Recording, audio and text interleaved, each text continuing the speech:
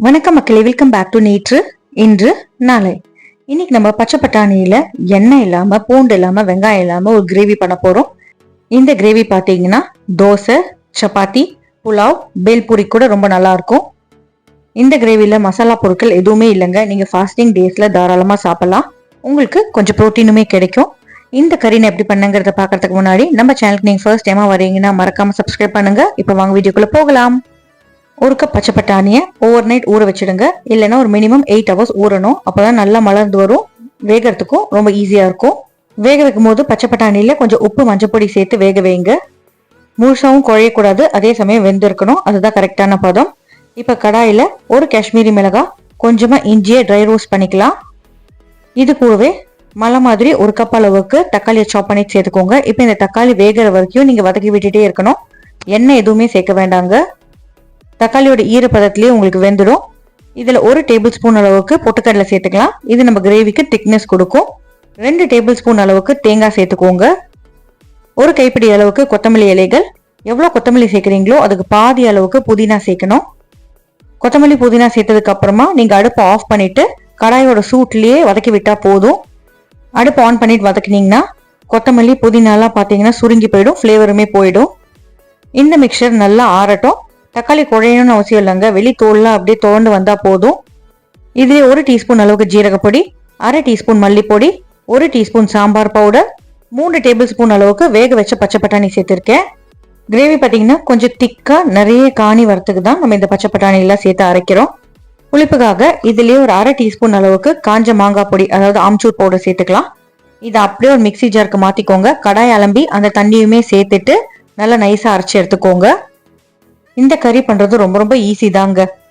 First வேலையா நீங்க பட்டாணியை வேக வச்சுக்கணும். ரெண்டாவதா இந்த கிரேவிக்கான பேஸ்ட் ரெடி பண்ணிக்கோங்க. இப்போ நீங்க யூஸ் பண்ண அதே கடாயிலேயே வேக வச்ச பட்டாணியை அப்படியே தண்ணியோட சேர்த்துக்கோங்க. நம்ம பட்டாணியில கொஞ்சம் உப்பு சேர்த்துதான் வேக வச்சோம். வதக்கி அரைச்சு அந்த விழுதியுமே இதுல சேர்த்துட்டு நல்லா மிக்ஸ் பண்ணி விட்டு கொதிக்க விடுங்க. விழுதோட பச்சை வாசனை எல்லாம் கொதிக்கும் போது தான் உங்களுக்கு போகும். மிக்சி ஜார் அலம்பிட்டு அந்த தண்ணியுமே சேர்த்துக்கோங்க. கன்சிஸ்டன்சி அட்ஜஸ்ட் பண்றதுக்கு உங்களுக்கு எவ்வளவு தண்ணி வேணுமோ அதுக்கேற்ற மாதிரி நீங்க சேர்த்துக்கலாம். இந்த கிரேவி பாத்தீங்கன்னா ஆற உங்களுக்கு திக் ஆகிட்டே போகும். ஸோ கொஞ்சம் வாட்டரியா இருந்தா கூட தப்பு கிடையாது. நல்லா தளத்தளன்னு கொதிக்கட்டும். இப்போ உப்பு தேவைப்பட்டா சேர்த்துக்கோங்க. நம்ம ஏற்கனவே பட்டாணி வேக வைக்கும் போது கொஞ்சம் உப்பு சேர்த்துருக்கோம். அதையுமே மைண்ட்ல வச்சுட்டு உப்பு சேர்த்துக்கோங்க. பூண்டு, வெங்காயம், பட்டை, லவங்கம், எண்ணெய் எதுவுமே இல்லைங்க. ஸோ இது உங்களுக்கு ரொம்பவே ஒரு சேஃபான ஒரு கறி. கிட்டத்தட்ட ஹார்ம்லெஸ் கறின்னே சொல்லலாம். இந்த மாதிரி சாப்பிடும்போது நம்மளுக்கு புரோட்டீனுமே கிடைக்கும். பேல்பூரி மேலே சேர்த்து சாப்பிட்றதுக்குமே ரொம்ப நல்லா இருக்கும். வாசனைக்காக ஒரு பச்சை மிளகாய் ஸ்லிட் பண்ணிட்டு இதுல சேர்த்துக்கலாம். ஒரு பெரிய சைஸ் உருளைக்கிழங்கு நான் வேக வச்சு எடுத்து வச்சிருக்கேங்க. தோலை உரிச்சிட்டு உருளைக்கிழங்கு அப்படியே கையிலேயே மேஷ் பண்ணிட்டு இதுல சேர்த்துக்கிறேன். உருளைக்கிழங்கு சேர்க்கறது ஆப்ஷனல் தான். சேர்க்கும் போது நம்மளுக்கு கிரேவி நிறைய கிடைக்கும். டேஸ்ட்டுமே ரொம்ப நல்லா இருக்கும். பட் நீங்க ஃபாஸ்டிங் உருளைக்கிழங்கு சாப்பிட மாட்டீங்கன்னா கட்டாயமா அதை ஸ்கிப் பண்ணிக்கலாம், தப்பு கிடையாது. உங்களுக்கு தேவையான கன்சிஸ்டன்சி வர வரைக்கும் கொதிக்க விட்டுக்கோங்க. அவ்வளவுதாங்க. ஃப்ரெஷ்ஷா சாப் பண்ண கொத்தமல்லி இலையை கொஞ்சம் தாராளமா சேர்த்து கலந்து விட்டீங்கன்னா நம்மளோட இந்த பட்டாணி கறி ரெடி ஆயிடும். இதுல நீங்க வெங்காயம், கரம் மசாலா சேர்த்தீங்கன்னா உங்களுக்கு குகுனி கிடைக்கும். ரொம்ப சிம்பிளான ரெசிபி தாங்க. ஆனா நிறைய டிஷ்ஷுக்கு இது ஒத்து போகும்.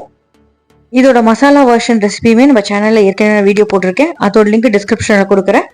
இன்கேஸ் உங்களுக்கு வெங்காயம் பூண்டோட தான் சாப்பிட பிடிக்கும்னா அந்த ரெசிபியை ஃபாலோ பண்ணிக்கோங்க. ஏதாவது ஒரு மீல்ல ஆயில் ஜாஸ்தியா சாப்பிட்டீங்கன்னா இந்த மாதிரி 0 ஆயில் டிஷஸ் பண்ணி சாப்பிட்டு ஆயில் லெவல கொஞ்சம் முடிஞ்ச அளவுக்கு டேமேஜை பேலன்ஸ் பண்ணிக்கலாம். நீங்களும் பச்சை பட்டாணி வீட்டுல இருந்தா இந்த கிரேவியை ட்ரை பண்ணி பார்த்துட்டு எப்படி வந்ததுங்கிறத எனக்கு மறக்காம கமெண்ட்ஸை சொல்லுங்க.